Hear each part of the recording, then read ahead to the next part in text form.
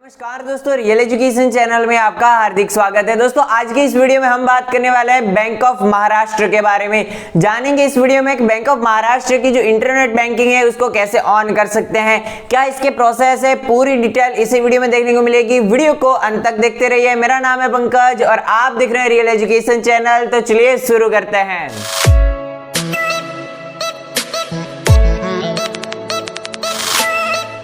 दोस्तों वीडियो में आगे बढ़ने से पहले आपसे रिक्वेस्ट है, ये जो हमारी चैनल की तरफ से चल रहा है गिव अवे, ये है पोको X2 मोबाइल। ये करीबन 20,000 रुपए का आता है। आप इसे जीतना चाहे तो जीत सकते हैं। इसके लिए आपको कुछ स्टेप्स फॉलो करने होंगे। सबसे पहला स्टेप है वीडियो को लाइक करना। अभी दोस्तों वीडियो को लाइक कर दीजिए। सेकंड नंबर स्टेप है चैनल को सब्सक्राइब करना। अभी चैनल को सब्सक्राइब भी कर दीजिए। और थर्ड स्टेप है दोस्तों कमेंट करके बताना ये वीडियो कैसा है, अभी वो भी आप कर दीजिए। और चौथा स्टेप है वो आपको कुछ करना नहीं होगा, वो अपने आप ही हो जाएगा। मतलब आपको वीडियो बिना स्किप किए, बिना आगे सरकाए आपको वीडियो पूरा देखना है।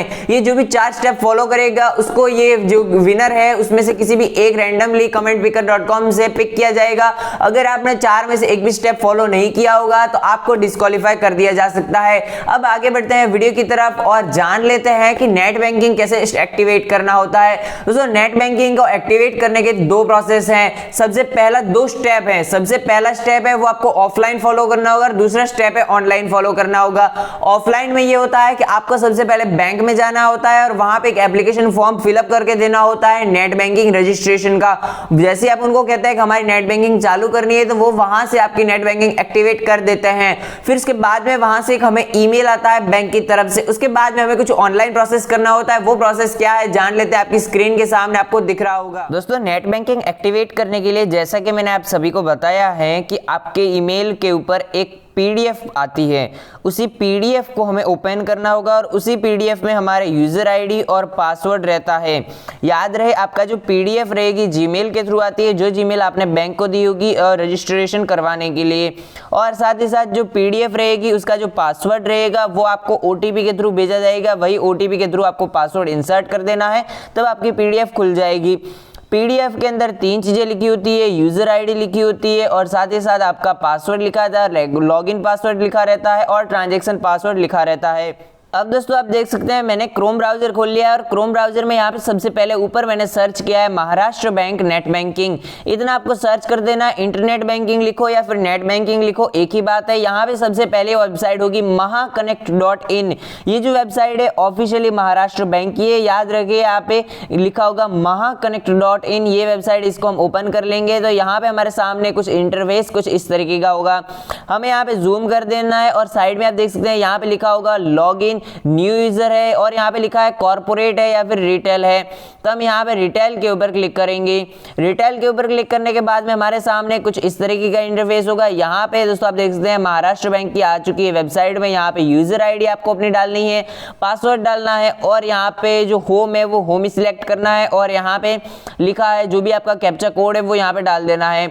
उसके बाद में हम यहाँ पे लॉग इन कर लेंगे। जैसा कि मैंने आप सभी को बताया आपकी यूजर आईडी और पासवर्ड आपको ईमेल के ऊपर देखने को मिलता है जब आप एप्लीकेशन बैंक में जाकर देते हैं। और ईमेल में जो पीडीएफ मिलती है उसी पीडीएफ में आपका ये यूजर आईडी और पासवर्ड रखा रहता है। पर याद रहे एक और चीज जरूरी है, जो आपकी पीडीएफ है उसका जो पासवर्ड रहता है वो आपको ओटीपी के थ्रू प्राप्त होता है। वही ओटीपी का पासवर्ड आप डाल दीजिए तो आपकी पीडीएफ ओपन हो जाएगी।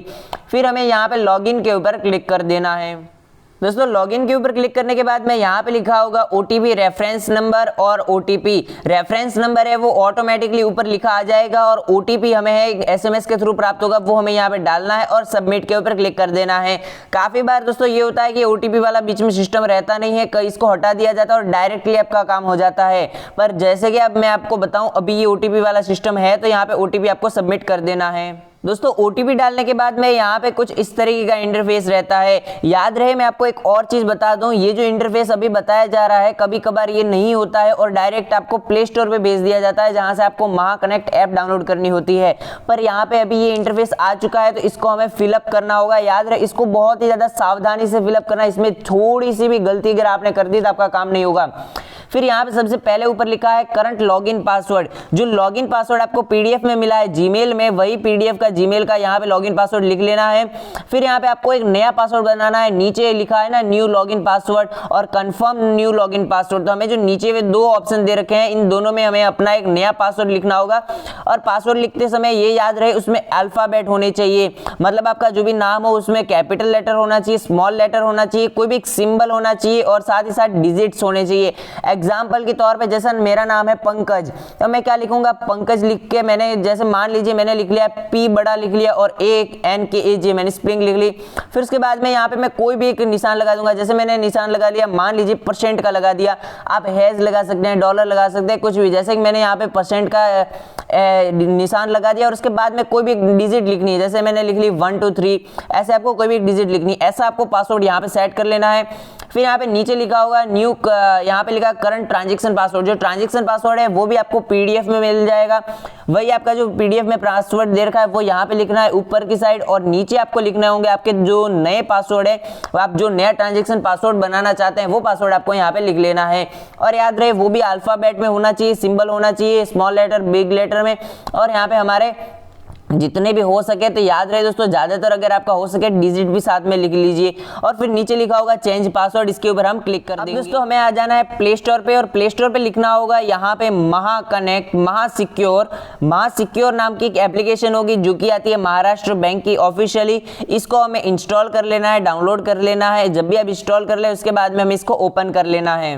अब दोस्तों हमें क्या करना होगा, आप देख सकते हैं यहाँ पे लिखा होगा महाकनेक्ट ऐप है। और याद रहे जो मैंने आपको पहले बताया था, जो पासवर्ड जैसे हम चेंज करते हैं तो उसके बाद में हमें होम पेज पे आके यहाँ पे ये डाउनलोड करना होता है। तो ये ऐप डाउनलोड करने के बाद में यहाँ पे लिखा होगा click here to log in, इसके ऊपर हम क्लिक कर देंगे।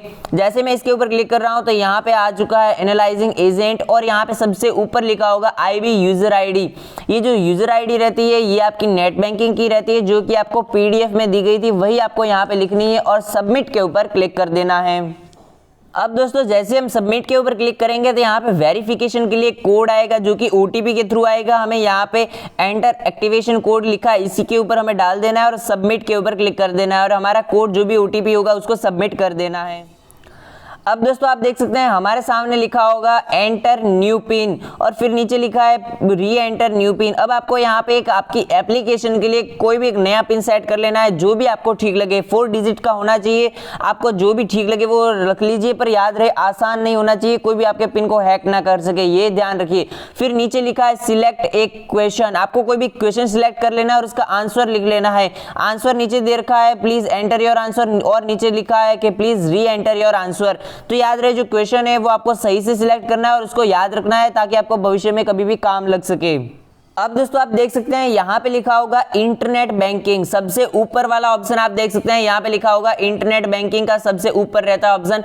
इसी इंटरनेट बैंकिंग के ऊपर हमें क्लिक कर देना है। जैसे हम इसके ऊपर क्लिक करते हैं तो हमें वापस बोलता है लॉग इन करने को। दोस्तों आप देख सकते हैं जैसे हमने इंटरनेट बैंकिंग के ऊपर क्लिक कर दिया तो उसके बाद में हमें लिखा होगा कि प्लीज यहाँ पे यूजर ID डालिए, पासवर्ड डालिए, और उसके बाद में लॉगिन के ऊपर क्लिक कर दीजिए, और उसके बाद में आप अपनी इंटरनेट बैंकिंग को एंजॉय कर पाएंगे। याद रखिए जो मैंने प्रोसेस बताया है, स्टेप बताए हैं, वो सेम टू सेम फॉलो करना है, बिल्कुल भी बीच में आपको छेड़छाड़ी नहीं करनी है। आशा करता हूँ जो इन्फॉर्मेशन मैंने आज आप तक पहुंचाई है आपके लिए फायदेमंद रही होगी। आज का ये वीडियो देखने के लिए आपका बहुत बहुत धन्यवाद। जय हिंद, वंदे मातरम।